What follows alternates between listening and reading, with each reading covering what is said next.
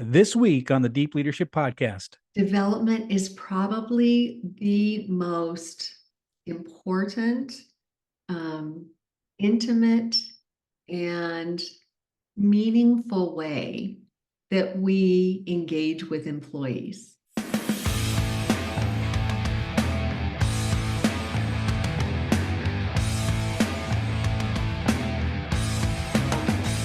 This episode is brought to you by the Salty Sailor Coffee Company, the official coffee of the Deep Leadership Podcast. Salty Sailor is a veteran-owned coffee brand on a mission to deliver premium, fresh roasted coffee while making a positive impact in the world. Their motto is drink coffee and do good, which reflects their commitment to making amazing coffee and actively supporting the military community. 10% of every order goes to the Navy Marine Corps Relief Society, an organization dedicated to helping sailors, Marines, and their families in times of need. All our listeners get 10% off every order of their amazing coffee by using the discount code DEEP at checkout. So check them out at saltysailorcoffee.com. Welcome to the Deep Leadership Podcast. Today I'm joined by Julie Winkle Giulioni. Julie is a champion for workplace growth and development and helps executives and leaders optimize talent and potential within their organizations. One of Inc. magazine's top 100 speakers. She is the author of Promotions Are So Yesterday and the co-author of the international bestseller Help Them Grow or Watch Them Go, which has been translated into 7 languages. Now, Julie is a regular columnist for Training Industry Magazine and SmartBrief and contributes articles on leadership, career development, and workplace trends to numerous publications, including Fast Company and The Economist. I wanted to get her on the show to talk about the career conversations that organizations need to have and what employees want to have. So, Julie, welcome to the show. Thank you so much, John. I'm looking forward to a great conversation. Well, it's great to have you back on the show, and congratulations on all your success. We were talking before we pressed record. Your book's been translated into 7 different languages. That's fantastic. And now you have a 3rd edition to this book called Help Them Grow or Watch Them Go. So tell us a little bit about what motivated you to write and now put out a new update for this book. Yeah, the first edition came out in 2012. And we really wrote it because leadership is looking for, and managers are looking for ways to engage and to develop those around them. And it can be a little dicey. And so we wanted to offer a simple solution, a way for people to be able to help those around them to grow. And over the years, since 2012, it's only become more important. As we look at the landscape around us, so we look at the challenges, the fact that nobody has time for anything. We've got distributed workplaces. It's complex and ever changing. And so career development has only become more challenging for a lot of leaders and employees alike. And so as we were invited to write the 3rd edition of Help Them Grow this year, it was really an opportunity to step back and say, okay, from our first 2 editions, what still makes sense? Because it's still a human conversation. It's still about tapping needs and wishes and hopes and interests and dreams and motivations. But what's different in the environment that means that as leaders, we need to show up a little bit differently and operate in a slightly different fashion. And so the updated version was really a chance to bring some evergreen concepts into our fast changing, complex world so that career development's a little bit more accessible for everybody. That makes a lot of sense. And, I was just thinking between 2012 and where we're at today, there's been a major shift in, I think it's now employees have choice, right? And so they learned through the pandemic that they can just go out on their own, start their own business, or maybe get into the gig economy, or they took a look at themselves and said, do I really like going into this office every day and doing this job? And they said, no, I want to pursue my dreams. And so I think it has become so much harder for companies to attract and retain talent because the talent is looking to the company and say, what are you doing for me? Like, what are you doing to help me achieve my goals in my life? And so it's really interesting. The shift has gone from maybe employee centric to employer centric to now employee centric, that we have to, as leaders, we have to take into consideration our people and what they need and want out of life, right? Do you see that? Like, it's a major shift, I would say. I think you've encapsulated it perfectly. I think the pandemic really caused a lot of us to, I mean, we had to confront mortality. I mean, it was Yeah. tough. And employees today, I think all of us are really looking to have a different kind of relationship with our work. And it's different for everyone. And the leaders, the managers who are able to connect with people to understand, what does that positive relationship look like? What does success look like for you? And be able to respond in relevant, meaningful ways. They're the ones who are going to be able to retain the talent. Yeah, it's interesting. We talked about before press record, one of the, some people would argue that say, why would I invest in my people to help them, to learn skills, and they could just leave my company and then go off into the work world, some other company. So, just in general, why should we invest in our people? Why should we spend the time and effort to really help them grow, as the title of the book says? It's interesting that you should ask. When we first wrote the book, we knew there was such a compelling business case for development. We knew that people were so dissatisfied with it in general. Employee engagement surveys, career development is always down at the bottom. And so the first question I really felt compelled to answer was, why? How can we have this kind of disconnect? What's getting in the way? And so we researched with managers, and we found out, what their sense of the impediments were. One of them was exactly what you were just saying. There was this fear, a kind of almost a scarcity mentality. Right. If I grow my people, they're going to become more attractive, and they'll be snagged down the hallway or down the highway. And so, let me keep my people small so nobody else wants them. Of course, you can see the fallacy leadership thinking. And what we really came to understand was, excuse me, the only thing that's more dangerous than talking to your people about development, engaging your people in growth, is not doing that, because it's on their mind. They want it. And so certainly you're going to develop some people who are going to find greener pastures. But you're also going to develop people who figure out, wow, this manager cares about me. There's Hmm. me to realize my potential. There's always something new and challenging that they're willing to throw at me. I kind of like the pastures that I'm in. It's interesting because how do you think, we were talking about the new addition to the book. How do you think career development has changed now? Because again, there was a time, I'm a Gen Xer. There was a time when, our parents went to work and they worked for 40 years and they got the gold watch and they retired from the same company. Our generation probably skipped around a little bit more, right? But this, the younger generation, they don't, they might have a loyalty to a career, but not necessarily to a company. And so how do we define career development now in this rapidly changing world that is, that we've seen, especially over the last maybe 4 years? Yeah. I think there are two questions there. How do people define careers? Hmm. And how do we define career development?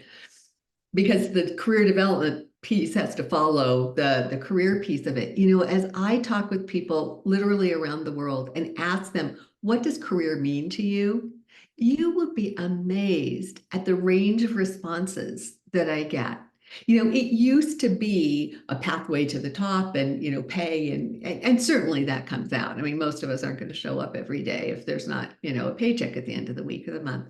But the other things that I'm hearing from people is they are looking, career means opportunities for contribution, to really make a difference, to Yeah. leave, to improve something, to connect with others. They talk about the relationships. They talk about challenge, figuring out what that next mountain is and how to get to the top of that. They talk about skills development a lot. Today's employees are so aware of the fact that the world is changing fast. The skill needs are changing quickly. And if they're not staying current, they're going to fall behind and become irrelevant. So, so the first step is, let's figure out what career means to the individual. And then as a leader, we can, work on development. One of the things in terms of career development that I'm really seeing shift, in terms of mindset, it used to be when I started in this business, there was a department that did career development. And then you had development and you had employee development. And I mean, like professional development and personal development, all these different developments.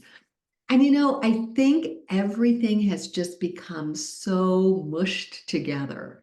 The lines between work and home, even before the pandemic, when many of us, ended up working at home for a period of time, those lines have become so blurry that career development, in my mind, is really development. Because whether personal skills or in building specific technical skills or my leadership and influence skills, all of that comes together to serve my growth in terms of my career. So that's the other kind of nuance that I'm feeling around career development and its shifts.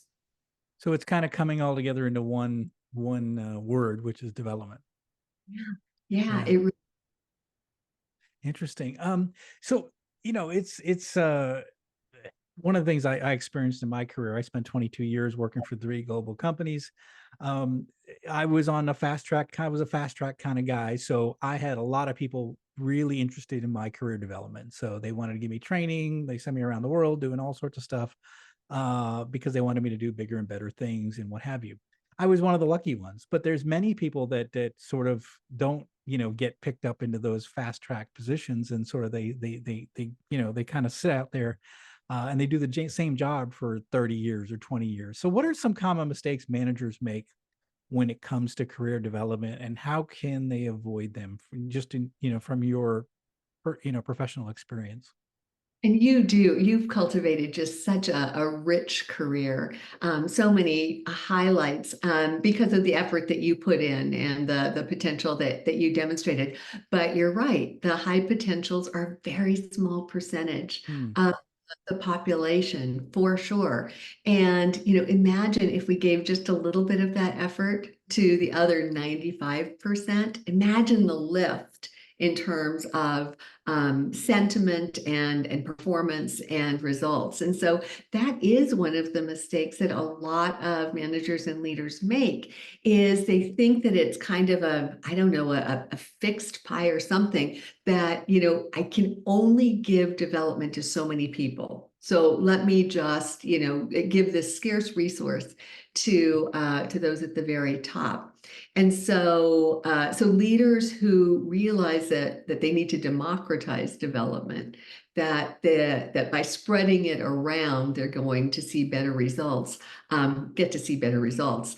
That does take a different mindset and perhaps a different look at development, because another of the mistakes that we see a lot of managers and leaders making is it's this assumption that the only way I can help people grow is to send them to the workshop, the seminar, the conference, those formal educational opportunities, which are great. Don't get me wrong. I make my living doing those, but they're the tip of the iceberg. There is so much else under the waterline, so many informal ways that we can introduce development to people that costs nothing, that actually can be a positive on the bottom line, because real work in many cases is exactly the development opportunity some people are doing or are looking for. And so when leaders expand sort of their definition of what development looks like, and they see more opportunities in the workplace, then they can spread around a little bit more of it. And then finally, the biggest mistake people make is that they think they don't have time for it. I cannot tell you how many managers and leaders say, yeah, it's all good, Julie. I know I really should. I just don't have time. I've got all these other things to do. And you can't argue with that. Managers are so overscheduled, over prioritized. I mean, they've just got more on their plates than can ever get done. And yet, a lot of that kind of mindset is coming from the assumption that development means going away and sitting down for an hour and plotting out this whole plan, that heaviness.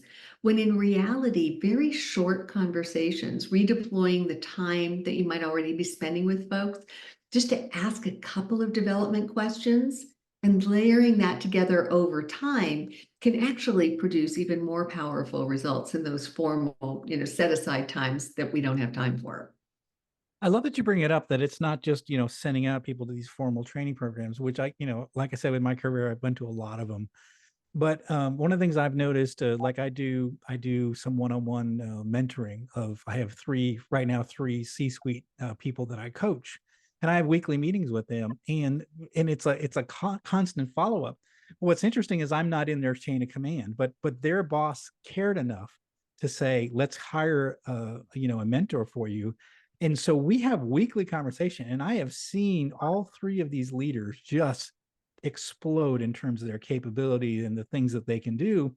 But it's been not a one and done training. It's been a continuous process with someone that's sort of someone to talk to, right? Because as a leader, you've got all these issues, and sometimes you don't want to bring it up to your boss, and you definitely want to bring it up to your people. So having like an outside person to be able to talk to me, I never really thought about it too much from a career development standpoint, but what a gift these bosses have given to these leaders to have someone like me who's been doing it for 30 plus years, just to be a coach, to help them, be a sounding board for them.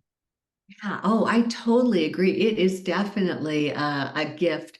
All of the organizations that are willing to invest in external coaching resources to help elevate performance, a total gift to leaders and employees alike. A lot of organizations don't have the resources to do that. And so in those kinds of situations, they don't have to go without that. Leaders can still share resources among themselves in terms of mentoring. We can do reverse mentoring sort of situations. Yes.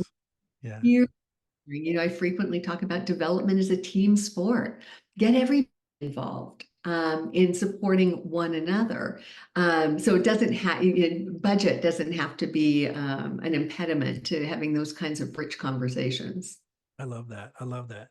So, one of the things when you start having these conversations with employees, tell us a little bit about where psychological safety fits into into the equation. It is so central. The longer I work in this space, the more I just have this deep and abiding understanding that development at its core is a relationship. It's that relationship that the employee and the manager have. And of course, it plays out through conversation. But the quality of the conversation is going to be directly proportionate to the quality of that relationship. And relationships that work are built on trust and safety. And so one of the things that we have amplified in this latest edition is the notion of psychological safety. And of course, Amy Edmondson is the godmother of all of that. And the idea that if people are going to engage in what is really the risky business of development, learning, growing, changing, developing, it's frequently one step forward and two steps back. It's not always, doesn't feel necessarily safe or easy. And so for people to feel willing to engage in that, to make themselves vulnerable in conversations with someone, they've got to know that person has their back, there's empathy, there's trust, there's benevolence, there's grace in there. So psychological safety is absolutely the foundation upon which career conversations are built. We frequently will do workshops and we give managers the language, because a lot of managers, they want the words. What questions can I ask? And so in the book, we've got 100 questions. And so in the workshop, we'll go through these questions, and, managers forget that, they can't just go out if they've never had a conversation with someone. Their favorite question might be, what makes life worth living to you? If you've never said, hey, how are you? How's the family? You can't go deep like that. You have to build the, kind of the earn the right. for that sort of thing. And so that's what psychological safety basically does. I love that you bring that up because I saw so much time in corporate where like some new program would come out and they wanted us to have a conversation with employees, and so many managers would be like really uncomfortable because they had no relationship with those employees. And so now how do you take that big step, big conversation if you've never had the small ones? And so one of the things I often talk about is like you can't lead people you don't know. It's been a big, I mean, you got to remember my early leadership was formed locked in a metal tube on a submarine underneath the ocean. So I got to know my people because I had no place else to go. Right. So, but I've learned over the years that that's actually a pretty good principle, is to get to know the people that work, especially your direct reports. I would always try to learn a couple levels down, but it's, got hard when the organizations got big. But I would say, I would have a relationship with my direct reports to where I knew a lot about them. They knew a lot about me. We had a relationship. And I think, like you say, you can have those career conversations when you have that. You've built up the trust, you've built up the safety, and they're willing to have those discussions. So I think that's a big starting point. I guess if you haven't done that, probably might be the first place to start before you start the deeper conversations, right? Completely agree. Work backward from when you want to start engaging in that career development and start the psychological safety right now. And I love what you were saying about getting to know your people, because how can you help someone to grow from where they are if you don't understand where they are and who they are? You've got to have that foundation of mutual awareness. So kudos to you. Well, like I said, I didn't know there was another way. That's the way I learned leadership was in a metal tube under the ocean. So it's a really weird place to learn leadership. But those lessons that I learned really work well in the environments I worked at, which is I spent time where the people were. I got to know them. They got to know me. We had relationships, and I think that's a fundamental thing that we miss in leadership training. We teach you skills, but we don't teach you necessarily relationship skills. We don't teach you leadership skills. We teach you accounting and marketing and sales and operations. But we miss out on the character and the, in how to treat people. And so I think that seems to be missing a lot of times. And so when you say, Mr. Manager, we want you to have a career discussion, they're like, okay, well, what do I do? Like, where do I start? Because they don't really know their people that well.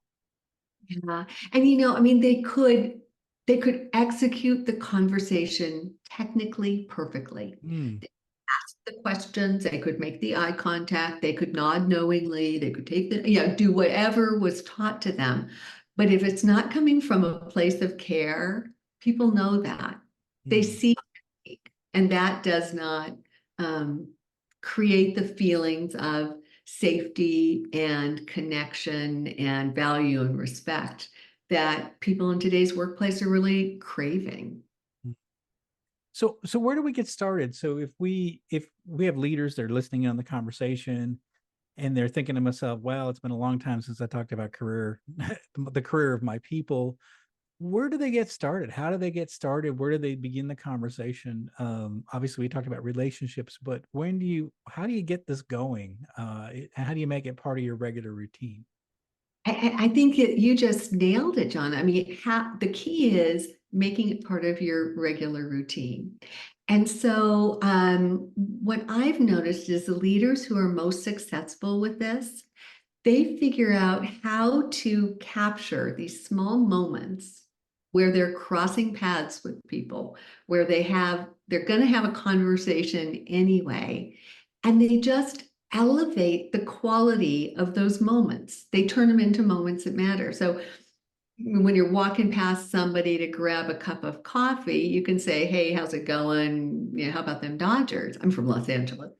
Uh, or you can say, "Hey, we haven't talked recently, and I'm just curious, what's the one thing you're working on that's more exciting than anything else these days?" We just a little bit of a nugget of what's really interesting.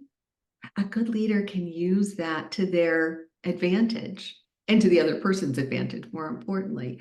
Or when somebody, kind of grimaces when a topic comes up in a meeting. Yeah, I'm noticing you're having a little reaction there. what's going on with that project or whatever it might be? Or, when we start a project, how frequently do we go around and say, this is what I want to learn during the course of this time together. What about the rest of you? What do you want to learn? How do you want to be different at the end of this?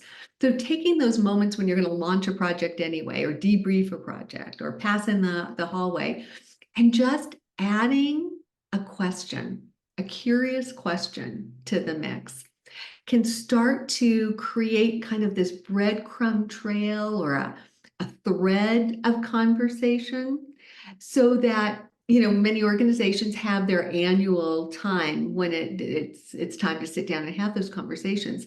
If you're doing this in small ways through the year, those conversations are easy peasy. I mean, it's just a roll up of everything that you've done, and you've created the psychological safety, the trust that has people, willing to open up and co-create a plan with you.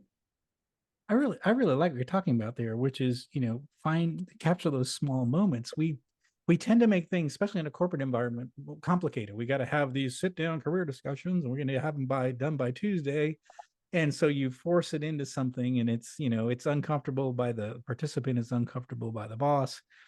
But what you're saying is capture those small moments, have those conversations. What you pointed out was open-ended questions and willing to listen. And I think that's a hard thing for sometimes, because leaders think they have to be talking at all times and everybody has to be listening to them.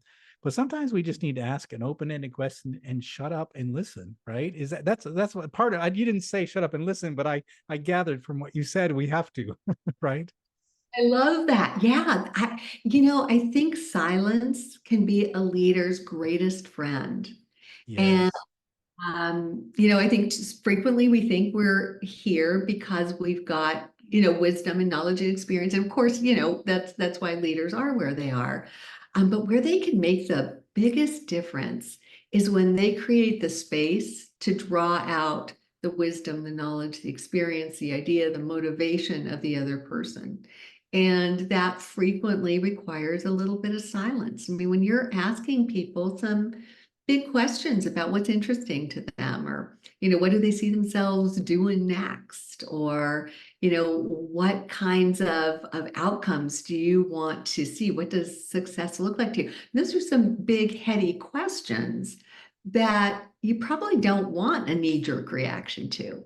People need to kind of sit back and think about that, and that silence is permission to go deep and to be able to come back with really meaningful, relevant, and ultimately actionable responses. It's interesting, just in terms of relationships and conversations, the idea of asking a question and just listening to the response, people will automatically think you care more because you're willing to listen. And you may become the boss that they're like, this, John really cares because he asks questions and he listens to what I have to say. And the point of the matter is oftentimes employees are kind of happy with what they're doing and they don't necessarily want to leave and go anywhere, but just giving them a chance to express their dreams, aspirations, what they want to do in their life. They get the feeling that they have a boss that cares and wants to listen, and that alone attracts them to their position that they're in. Oh, it's so true. There is probably little that's more soul nourishing than really feeling heard and listened to. I mean, you can't help but make the leap to feeling valued and respected and cared for. So the act of listening, really doing it with the a genuine intention to understand, that's another of those key drivers of psychological safety, isn't it? Yeah, absolutely. Well, just shifting gears a little bit. So I have a lot of people reach out to me, and they, because I talk about bad bosses and how can you tell if you have a bad boss. And so a lot of people will come to me and say, "Oh, I've got this bad boss. I should I leave my company? Should I stay?" What advice would you give the employees who feel like their career development needs are not being met by their current management or their current company? Any advice for them as to what they should do? Absolutely. Yeah, absolutely. Each of us needs to own our own career development. I think a lot of times we're looking to the manager, the leader, the organization, human resources, somebody else to deliver career development for us. And that's not the environment we're in any longer. And so if you're not getting the career development that you want, then the first step really is to figure out what do you want and raise it with your manager or supervisor. A lot of times managers and supervisors don't engage in development because they just don't know how.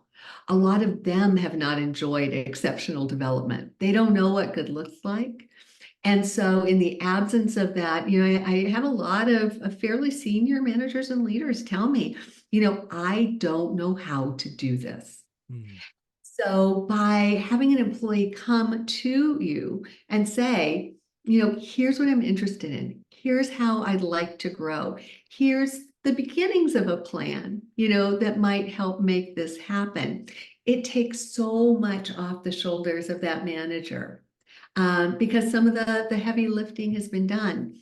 And when the employee comes to that manager, open-hearted, willing to share what their aspirations are, and with a little bit of an idea of a plan that looks like a win-win, something that delivers some benefit to that manager or their team in the process and in service of that growth, that is an unbeatable value proposition. What manager is going to say no to that? And so as an individual, thinking through and coming with your win-win ask is really the first step for testing whether it's a bad, malicious boss who's going to keep you down, or just a maybe unskilled boss who doesn't know how to help you without you helping him or her a little bit first.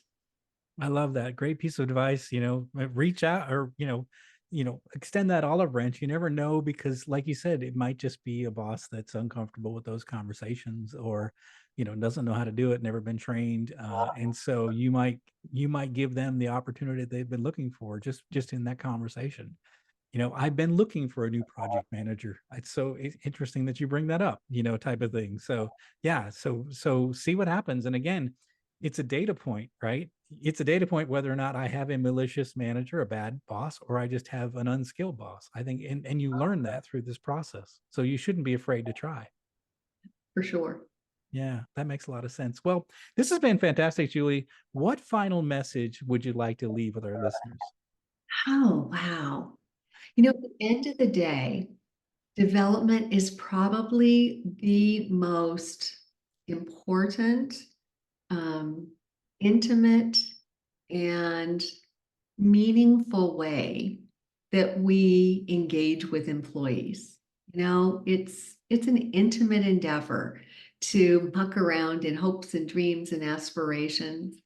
And it's also probably the greatest privilege that we as leaders have. It's where we can make the greatest difference where it really matters, in the individual that we get, have the privilege of leading. And when we do that over the course of our careers, we can't help but deliver results as well. So I would encourage folks to take the time to ask the questions, to bring some curiosity to it, and to your point, to use the silence strategically to create that environment that allows others to thrive. Absolutely great advice. Fantastic. Julie, it's been great having you on the show again. Again, you bring so much wisdom. I'm so glad to have you back. Again, your success in all that you do is because of your wisdom, and I really do appreciate that.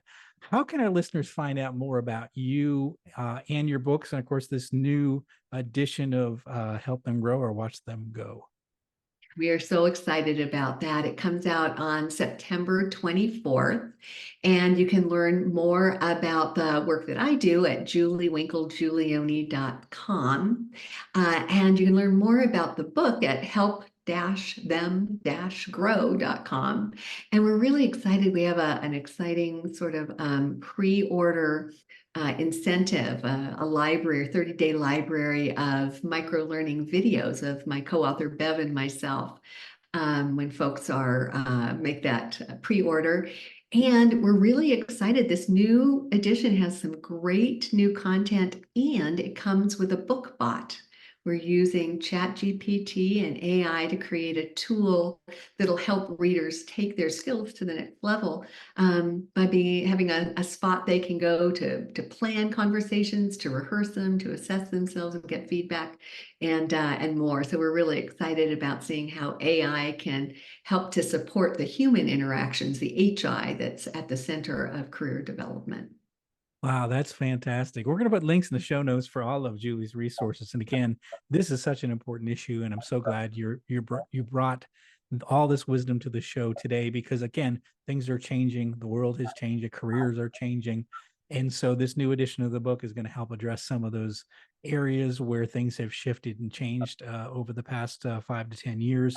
So, leaders, I highly encourage you to look up these resources and make sure you're having those conversations. And if you have a question, we're going to have a link to Julie's website. Reach out to her, ask her questions. Say you heard her on the Deep Leadership podcast, and you've got some questions. You want to have those great conversations with your employees about their careers, but you don't know where to start. Julie's the expert, and that's why what we do on the show, we bring experts on, and they're going to help you be a better leader and be the kind of leader that helps their employees grow. So this has been fantastic, Julie. I want to thank you for coming on the show again and sharing all of your knowledge on this important topic. Oh, thank you so much. Just been a pleasure. Well, thanks again. Well, that's it for today. Thank you for listening to Deep Leadership. If you like this podcast, please subscribe and share so we continue to build a world with better bosses. Until next time, this is John Rennie saying take care and lead well.